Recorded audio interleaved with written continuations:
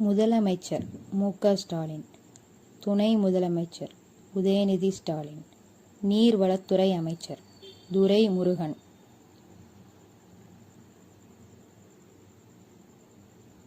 நகராட்சி நிர்வாகம் கே.என். நேரு, ஊரக வளர்ச்சித்துறை இ. பெரியசாமி, வனத்துறை க.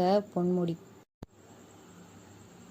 பொதுப்பணித்துறை ஏ. வ. வேலு, வேளாண்மை மற்றும் உழவர் நலத்துறை எம்.ஆர்.கே. பன்னீர்செல்வம், வருவாய்த்துறை மற்றும் பேரிடர் மேலாண்மை துறை கே.எஸ்.எஸ்.ஆர். ராமச்சந்திரா, நிதித்துறை சுற்றுச்சூழல் காலநிலை மாற்றத்துறை அமைச்சர் தங்கம் தென்னரசு, மின்சாரம் கலால் மற்றும் ஆயத்தீர்வை வே. செந்தில் பாலாஜி, சட்டத்துறை எஸ். ரகுபதி, தொழிலாளர் நலன் மற்றும் திறன் மேம்பாட்டுத்துறை சி. வி. கணேசன், உயர்கல்வித்துறை கோ. வி. செழியன், ஆதி திராவிடர் மற்றும் பழங்குடியினர் நலத்துறை மா. மதிவேந்தன், சிறுபான்மையினர் நலன் மற்றும் வெளிநாடு வாழ் தமிழர் நலத்துறை ஆவடி நாசர், பள்ளிக் கல்வித்துறை அன்பில் மகேஷ் பொய்யாமொழி, பிற்பட்டோர் நலத்துறை சிவ. வி. மெய்யநாதன், இந்து சமய மற்றும் அறநிலையத்துறை பி. கே. சேகர்பாபு, தகவல் தொழில்நுட்பத்துறை பழனிவேல் தியாகராஜன், தொழில்துறை டி. ஆர். பி. ராஜா, மருத்துவம் மற்றும் மக்கள் நல்வாழ்வுத்துறை மா. சுப்பிரமணியன், வணிக வரி மற்றும் பதிவுத்துறை பி. மூர்த்தி,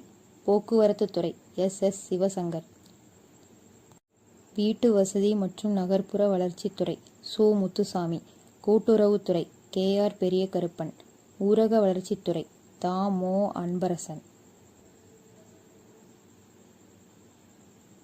தமிழ் வளர்ச்சி மற்றும் செய்தித்துறை எம். பி. சாமிநாதன், சமூக நலன் மற்றும் மகளிர் உரிமை தொகை பி. கீதா ஜீவன், மீன்வளம் மற்றும் கால்நடை பராமரிப்புத்துறை அனிதா ஆர். ராதாகிருஷ்ணன், பால்வள மேம்பாட்டுத்துறை காதி மற்றும் கிராம தொழில்துறை அ. ர. சக்கரபாணி, கைத்தறி மற்றும் துணி நூல்துறை ஆர். காந்தி,